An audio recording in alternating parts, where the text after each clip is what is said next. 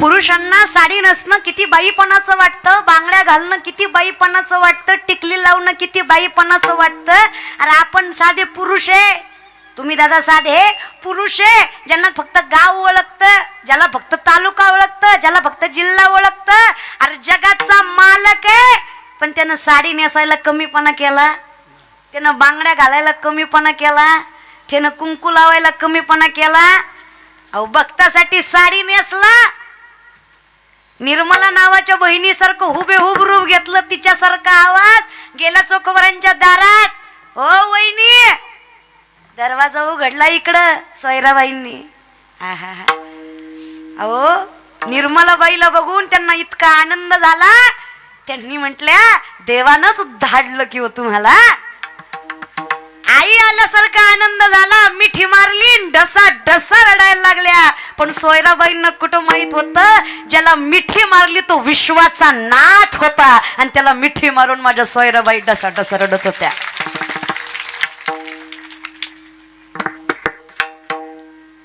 का हो ननंदबाई, लय मोक्याला आला तो, लय मोक्याला आला. काय मोक्याला आला तो, माझं बाळंत होणार होते मी, लय मोक्याला आला. देवानंच धाडलं तुम्हाला. देवानं धाडलं का देवच आला? देवानं धाडलं का देव आला? हेच आपल्याला कळलं पाहिजे. वाईट काळात जो साथ देतो तो देवानं धाडलेला नसतो, तो देवच असतो. देवानं धाडलं नव्हतं, देव आला होता. डोळ्याचं पाणी पुसलं महाराज, जगाच्या मालकानं चोखोबरांच्या डोळ्याचं पाणी पुसलं, चोखोबरांच्या बायकोच्या डोळ्याचं पाणी पुसलं. 27 दिवस विश्वाचा नाथ साडी नेसून चोखोबराच्या बायकोचं बाळंतपण करीत होता. बाळंतपण केलं. 13व्या दिवशी नाव ठेवायचा कार्यक्रम केला. तुमच्याकडे कितीव्या दिवशी नाव ठेवायचा कार्यक्रम केला? कर्म मेळा नाव ठेवलं. मुलगा झाला चोखोबरांना. काय झाला? मुलगा झाला. जगाच्या मालकानं बाळंतपण केलं, पोरगा झाला. 13व्या दिवशी विश्वाच्या नातानं कानात कर्म मेळा नाव ठेवलं चोखोबरांच्या मुलाचं नाव. अख्ख्या गावाला साखर वाटली. 1 महिना गेला आणि 1 महिन्यानं चोखोबराला आठवलं तिथं निर्मलेच्या घरी आपली बायको बाळंती नाही. किती महिन्यानं? आपण पंढरीला गेल्या गेल्या आपल्याला घर आठवतो.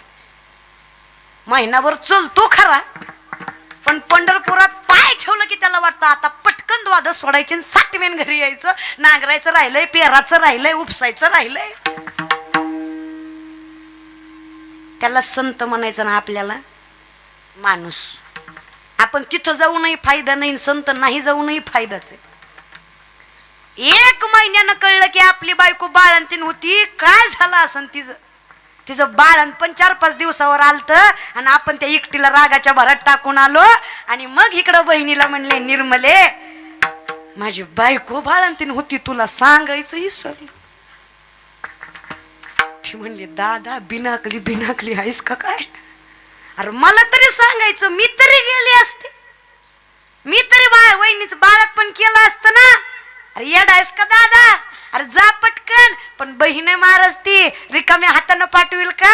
घरात अन्नाचा कण नसला तरी शिदुरी बांधून देते तिला. बहीण म्हणायची महाराज, ती रखमाईचाच अवतार असतो.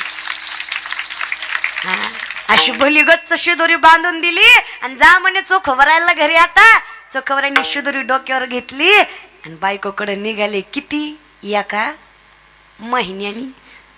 लगेच देवाला कळलं. काय कनेक्शन म्हणायचं, देवाला कळलं. गबाळ तिकडून निघाले. ते म्हणे, वहिनी आता नावही ठेवून झालं, वहिनी आता बाळंतपणही झालं, गावाला साखरही वाटून झाली, आता मला जाऊ द्या, निरोप द्या. ते म्हणे, नग थोडं राहा. ते म्हणजे नग, ती आल्यावर गोंधळ होईल. मी नग, मी आता जातो, जगाचा मालक निरोप घेतोय. निघाल्या महाराज निर्मला. देव आले लगेच. चोखोबराय आले महाराज. चोखोबराने बायकोला विचारलं, बाई बघा, संतांच्या बायका सगळा राग विसरला तिनं. महिनाभर नवरा आपल्या सोबत नाही याचा विचार नाही केला. आपल्या नवऱ्यानं आपल्या बाळणपणाच्या काळात साथ दिली नाही असा विचार नाही केला. आपला नवरा आपल्या एकटीला टाकून गेला असा विचार नाही केला. संतांची बायको आहे ती. संतांसारखीच हसत मुखानं आपलं लिकरू बापाच्या हातात दिलं. म्हणली, बघा किती गोंडस बाळ झालंय हो. संतांचीच बायको महाराज ती, संतांसारखीच. सगळं राग विसरला ना आपलं लेकरू बापाच्या हातात दिलं चोखवऱ्यांना. स्वामी बघा ना किती देखणं लेकरू झालंय. सोयरा मी नव्हतो तर त्रास झाला ना तुला. कोणी केलं ग बाळणपण कसं झालं. बोलता बोलता सोयराबाई म्हणल्या तुम्हाला वय गाठ पडले असतील ना तिथंच ननंदबाई. रस्त्यानं जाताना इथं घनसावंगीत तुमची भेट नाही का झाली. ही काय तुम्ही यायच्या तासभरच आधी निघाल्या होत्या. इथंच भेटले असतील ना घनसावंगीत. तुम्ही त्याच वाटेनं आले ना. हो घनसावंगी मार्गेच आलो. ती काय त्या बोरगावच्या मार्गे आपल्या त्या पिपळगावच्या मार्गे आलो. मग तुम्हाला भेटला नाही वंश नाही. अगं इडीस का तू. महिनाभर तिच्यापाशीच राहून आलोय मी आणि मला काही खोटं बोलती. अगं तिच्यापाशीच महिनाभर राहिलो. तिच्याच हातचं खाल्लं तू म्हणती ती इथं होती. बरं चला मी खोटं बोलते. ही काय हो का ही बायका हो का ही बायका हो का ह्या हो का हिथंच होत्या हो का सोडवाय आलत्या. ह्यांना विचारा बरं होय का माय मावलो होती का नाही निर्मला हित. बरं मी खोटं बोलून एवढ्या खोटं बोलत्याल का. एवढ्या खोटं बोलत्याल. मी एक खोटं बोलाल एवढ्या हो का ह्यांनीच सोडवलं बघा. हो का हीच होत्या इथं दारापाशी सोडवाय. ह्यांनीच कुकू लावलं ह्यांनीच चोळी भरली ह्यांनीच पाठवलं. हो का ह्या बायकांना विचारा. खरंच का ग माय मावल्या. होय हो त्या निर्मला होत्या म्हणून तर बाळांपण झालं. म्हणून तर लेकरू हातात पडलं. लय त्रास झाला तुमच्या बायकोला. पण हो काय तुमची बहीण हो घाण ना घाण काढली हो तुमच्या बायकोची. बाळांपण केलं हो तुमच्या बायकोचं स्वतःच्या हातानं. चोखवऱ्यांच्या डोळ्यातनं पाणी आलं. चोखवऱ्या जगाच्या मालकाकडे हात करून म्हणतात देवा मी साधं तुझं मुखात नाव घ्यावं की रे. पामर माणूस आहे मी देवा. काय केलं. कधी काय सोन्याच्या ताटाच्या तांद्यानं अभिषेक नाही केलं. तो अभिषेक नाही केला तुझा. कधी तुला वेळेवर भजलंही नाही देवा. कधी तुझं फार आठ्ठास सायासही नाही केलं देवा. सहज मुखाने नाव घेतलं विठ्ठला. तुला स्मरलं विठ्ठला. किती मन मोठं आहे रे तुझं. काय प्रेम म्हणायचं रे विठ्ठला. माझ्या बायकोचं बाळणपण स्वतःच्या हातानं केलं की रे विश्वाच्या नाथा. एवढं कसं प्रेम रे तुझं विठ्ठला. काय देव आहे बघा ना. तरी लोक म्हणतात देवाचं नाव काय देतं. आले देवाजीच्या मना तिथे कोणाचे झाले ना. हरिचंद्र करा राणी वाहे गोप्या घरी पाणी. आले देवाजीच्या मना तिथे कोणाचे झाले ना. हरिचंद्र तारे वाहे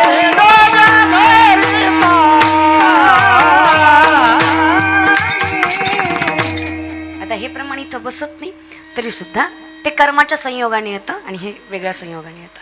मग जगाच्या मालकाची कृपा म्हणावी की जगाचा मालक फक्त मुखात त्याचं नाम घेतलं तर आयुष्यभर राखण करतो. मग ज्ञानोबाराय म्हणले संसार सुखाचं करायचं काय अवघड आहे त्याला.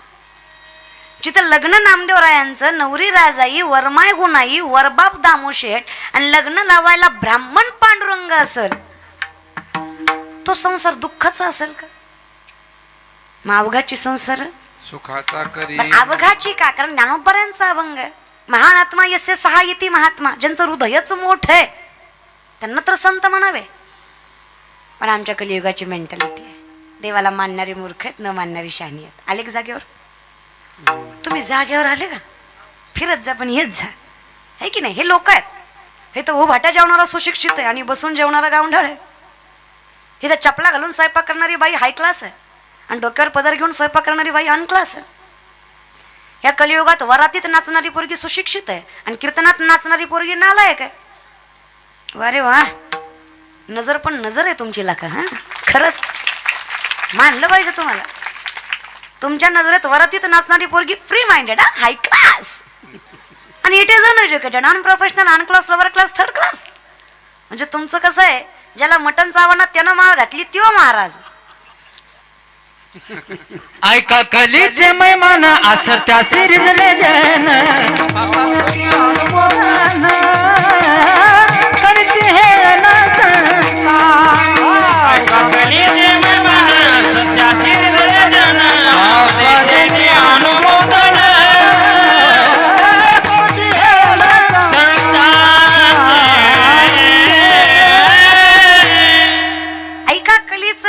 बहुमान असत्याशी इथे जनाई वर्णन करतात बघा.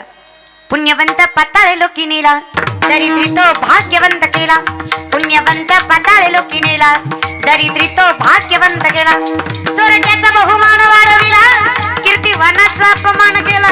चोरट्याचा बहुमान वाढविला, कीर्तिवानाचा अपमान केला.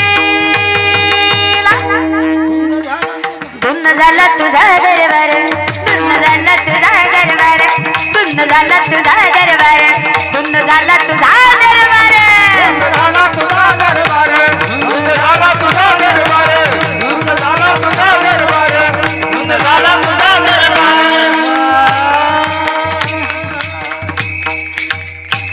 धुंद झाला तुझा दरबार, धुंद झाला तुझा दरबार, धुंद झाला तुझा दरबार, धुंद झाला तुझा दरबार. देवा काय जग आहे रे तुझं. पुण्यवंत पाताळ लोकीनी आला, दरिद्री तो भाग्यवंत केला. चोरट्याचा बहुमान वाढविला, कीर्तिवानाचा अपमान केला. धुंद झाला तुझा दरबार, धुंद झाला तुझा दरबार. नामदार म्हणतात बघा. लटके झाले कटके तिथे काढग्या एवढे राळे, लटके झाले कटके तिथे काढग्या एवढे राळे. उडत चिमणी सरत चाले तिचे वाटी एवढे डोळे.